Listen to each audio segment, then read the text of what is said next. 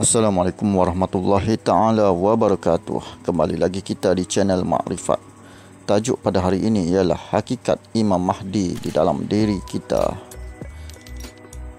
Ilmu ini adalah ilmu tasawuf mukasyafah atau ilmu hakikat ma'rifat atau dikenal sebagai ilmu ihsan yang wajib umat Islam pelajari, dan ilmu ini adalah ilmu tahap tertinggi di dalam ilmu agama Islam. Perlu difahami bahawa ilmu tasawuf atau ilmu hakikat makrifat membicarakan ilmu di dalam diri kita, manakala ilmu syariat membicarakan di luar diri kita. Ilmu hakikat adalah ilmu yang membicarakan hal seluk-beluk peperangan di dalam diri kita. Tajuk pada hari ini ialah hakikat Imam Mahdi di dalam diri kita. Sebelum itu sahabat sekalian, jangan lupa subscribe, like, komen dan share supaya ianya bermanfaat kepada orang lain juga, dan jangan lupa tulis di komen di bawah qabil tu supaya ianya berkat ilmunya. Imam Mahdi yang kita ketahui bahawa pada segi ilmu syariat memang akan timbul pada akhir zaman nanti di peperangan Mulhamah Kubra, iaitu peperangan yang amat besar. Imam Mahdi akan muncul pada akhir zaman. Ya, itu memang benar sekali. Pada segi ilmu syariat, ia memang betul, ilmu itu amatlah benar akan muncul pada akhir zaman. Tapi ilmu ini ilmu hakikat, iaitu membicarakan ilmu di dalam diri kita, seluk-beluk peperangan di dalam diri kita melawan hawa nafsu. Di dalam hadis Rasulullah SAW, riwayat Ibnu Mas'ud secara marfu' bahawa sekiranya tidak tinggal kecuali hanya sehari sahaja daripada umur dunia ini, nescaya Allah Subhanahu Wa Taala memanjangkan hari itu untuk menghantarkan kepadanya seorang lelaki dariku, yakni dari ahli keluargaku, yang mana namanya sama dengan namaku dan nama ayahnya sama dengan nama ayahku. Ia akan memenuhi bumi ini dengan keadilan dan kesaksamaan, sebagaimana sebelumnya ia dipenuhi dengan kezaliman dan kekejaman.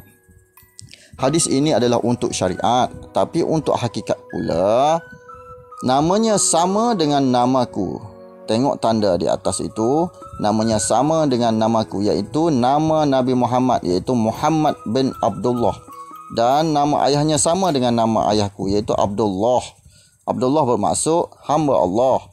Nabi Muhammad iaitu bernama Muhammad. Maknanya Muhammad itu pada segi ilmu syariat iaitu Nabi Muhammad, iaitu Imam Mahdi yang akan muncul. Pada segi ilmu hakikat, Muhammad yang dimaksudkan ialah roh kita. Roh kita dipanggil Muhammad kerana ia dicipta dari Nur Muhammad sallallahu alaihi wasallam.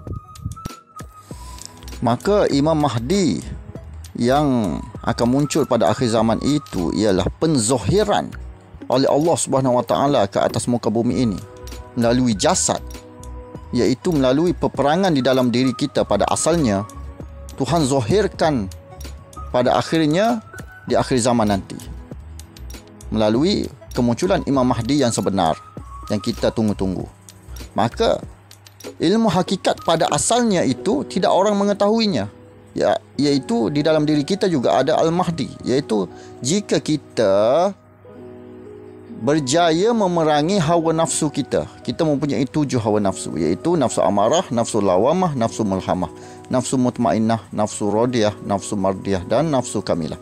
Jika kita berjaya memerangi 7 nafsu ini, maka kitalah Al-Mahdi di dalam diri kita, bukan Al-Mahdi di luar diri. Kalau kita bercakap, kita mengaku kita Imam Mahdi, maka kita telah kafir, kerana Imam Mahdi yang Allah Ta'ala ciptakan yang zahir itu memang betul ada. Tapi jika kita mengaku-ngaku kita Imam Mahdi, maka kita kafir. Ini ialah ilmu hakikat. Perlu ada di dalam diri, bukan di luar diri. Ilmu hakikat ialah ilmu di dalam diri.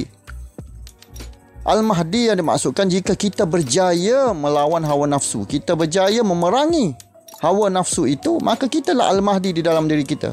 Jika kita berjaya ma'rifatkan diri kita kepada Allah, mengenal Allah Subhanahu Wa Taala, maka kitalah Al-Mahdi di dalam diri kita. Tapi haram kita menyebut akulah Imam Mahdi, mengaku-ngaku akulah Imam Mahdi, seperti golongan ajaran sesat yang sekarang timbul, yang kena tangkap.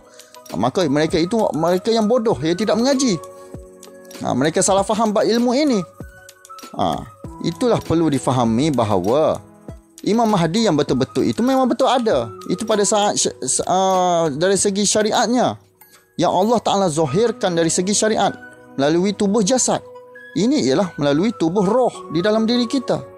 Kitalah Imam Mahdi di dalam diri kita jika kita berjaya memerangi 7 hawa nafsu tersebut. Jika kita tidak berjaya, maka kita bukan Al-Mahdi di dalam diri kita. Perlu difahami tentang ilmu hakikat dan ilmu syariat. Jangan sesekali mengaku kita Imam Al-Mahdi kalau kita tidak memahami ilmu syariat dan hakikat. Wassalamualaikum warahmatullahi taala wabarakatuh.